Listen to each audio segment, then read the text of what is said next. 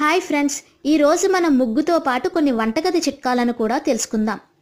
ప్రతి గృహిణికి తప్పకుండా కొన్ని చిట్కాలు అవసరం అవుతూ ఉంటాయి. వాటిల్లో ముఖ్యంగా ఆరోగ్యానికి, అందానికి, శుభ్రతకు అనేక రకాల టిప్స్ పాటిస్తూనే ఉంటాం. అందుకే మనల్ని ఆరోగ్యంగా ఉంచాలంటే వంటగది ప్రాముఖ్యత చాలానే ఉంటుంది.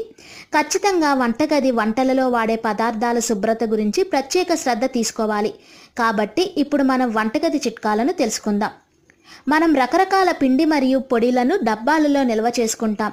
అయితే వాటికి కొన్ని రోజులకు పురుగులు పడుతుంటాయి. అలాంటప్పుడు పిండి త్వరగా పాడైపోకుండా ఉండాలంటే పిండి నిల్వ చేసిన డబ్బాల మూతలను గట్టిగా బిగించి ఫ్రిడ్జ్లో పెట్టుకున్నట్లయితే పిండి చాలా కాలం ఫ్రెష్గా ఉంటుంది.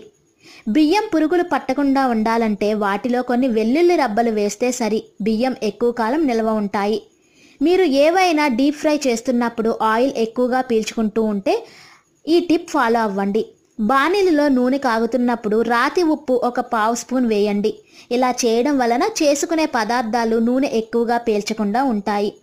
వెల్లుల్లి రెబ్బల పొట్టు తీయడం కష్టమైన పనే, అలాగే టైం కూడా బాగా పడుతుంది. అందుకే మీ టైంను సేవ్ చేసే ఒక అద్భుతమైన చిట్కా ఉంది. అది ఒక ప్లాస్టిక్ డబ్బా తీసుకొని వెల్లుల్లి రబ్బలను వేసి ఆ డబ్బాను మూత పెట్టి బాగా కుదపండి. ఇలా 3 లేదా 4 నిమిషాలు చేసిన తర్వాత వెల్లుల్లి రబ్బల పొట్టు సులభంగా ఊడిపోతుంది.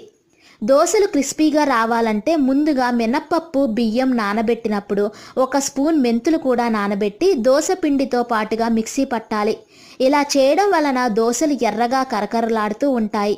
కావాలంటే మీరు ఈ వీడియో మీకు నచ్చినట్లయితే మరిన్ని వీడియోల కోసం ఈ ఛానల్ని లైక్, షేర్ అండ్ సబ్స్క్రైబ్ చేయండి.